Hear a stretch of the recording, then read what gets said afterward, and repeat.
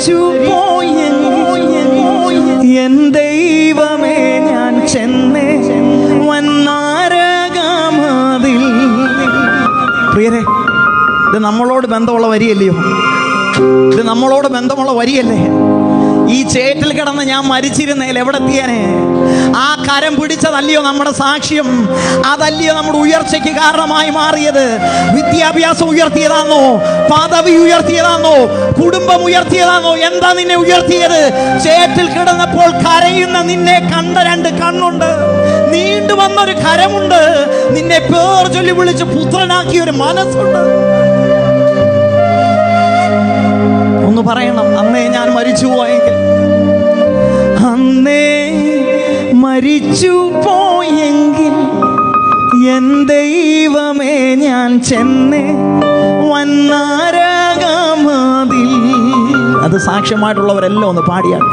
അന്നേ മരിച്ചു പോയെങ്കിൽ എൻ ദൈവമേ ഞാൻ ചെന്നേ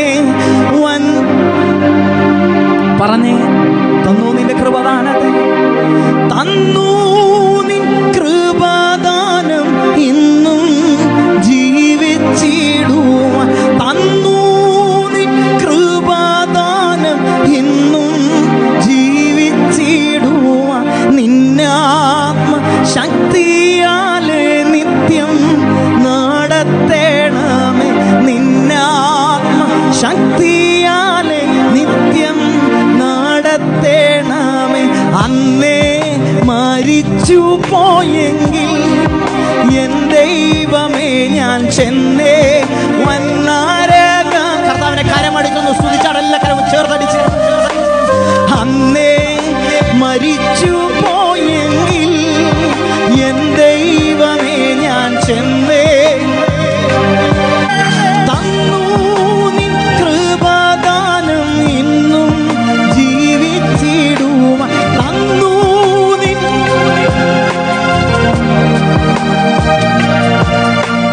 നിന്നാത്മ ശക്തിയാലെ നിത്യം നടത്തേണമേ, നിന്നാത്മ.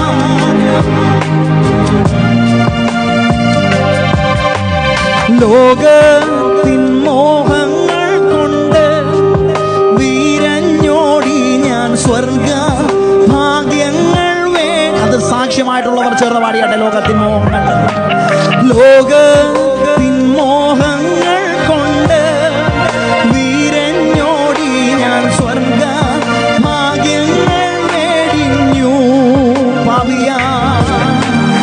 പാവിയായി ജീവിച്ചപ്പോൾ പാതയ്ക്കും ദീപമില്ല, പാവിയായി ജീവിച്ചപ്പോൾ പാതയ്ക്കും ദീപമില്ല, സ്വർഗ സന്തോഷമില്ല, നിത്യ സ്നേഹിതരില്ല, സ്വർഗ സന്തോഷമില്ല, നിത്യ സ്നേഹിതരില്ല, ആർക്കും വർണ്ണിച്ചു കൂടാത്ത സ്വർഗ സന്തോഷ മാർഗത്തിൽ ആക്കിയല്ലോ നീ.